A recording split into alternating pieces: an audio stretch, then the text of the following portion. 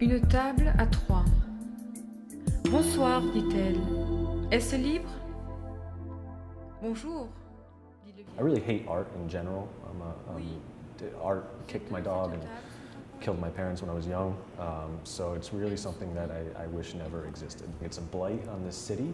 I think it would be much better if it was all torn down. I think it really depends whether it's any good or not. I mean, there's a lot of kind of crappy street art and there's a lot of very good street art. So I think if something, captures my imagination and kind of captures my eye, then I'll pay some attention. If it's just another kind of cliched piece of art, then I'll just sort of walk past it and pay no mind. I think it's I would say, dialogue between the artist and the person who is looking, watching.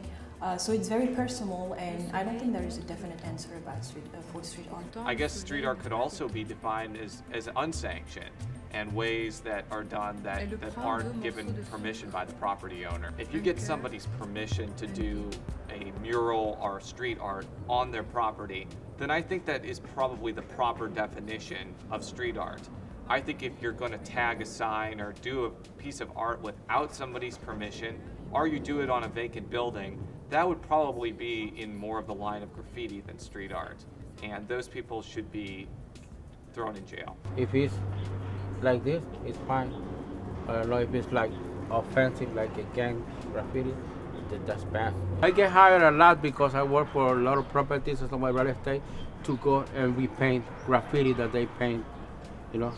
Some kids from the school or something, they just spray walls or something, so I get hired to repaint. Maybe intention is important, what the artist intends to do with what he's putting out there for public view, and perhaps an argument could be made that vandalism or graffiti in some ways have bad intention. Mural of street arts can be a very powerful form of expression, and most of the time, it's an alternative way to raise attention, I think, on social issues. So I think people are going to have community discussions or discussions about community issues, regardless of whether there's a piece of art created. I don't think that's the catalyst. Even just deciding where to put the mural is probably instigating some social dialogue to begin with. Mais pourquoi parliez-vous de petit déjeuner à trois? Nous ne sommes que deux à cette table. There's a lot of them from all different countries, from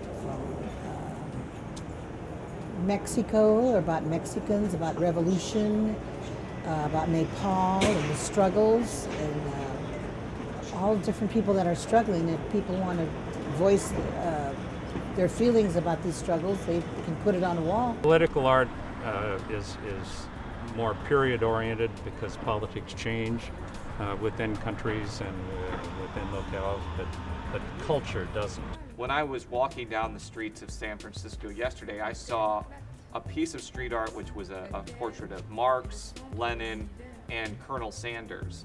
And that did get me thinking about how Kentucky Fried Chicken is really a communist entity. So that type of thing really did help make me think of how these things relate to other social issues. What makes street art very powerful today is because nobody's control it. So if today we regulate street art and we have an authority over to control, it would lose all its significance and power.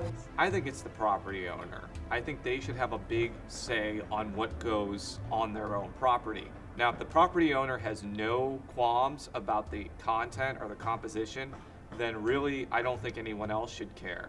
For me to feel like it would be all right for local officials or police or someone else to interfere with what's being put out in the street. Personally, where I would draw a line would be, outside groups or artists coming into the mission and starting to take over the community expression that exists here and alters it, because I think that the reflection of a people in the mission is reflected in the mural art.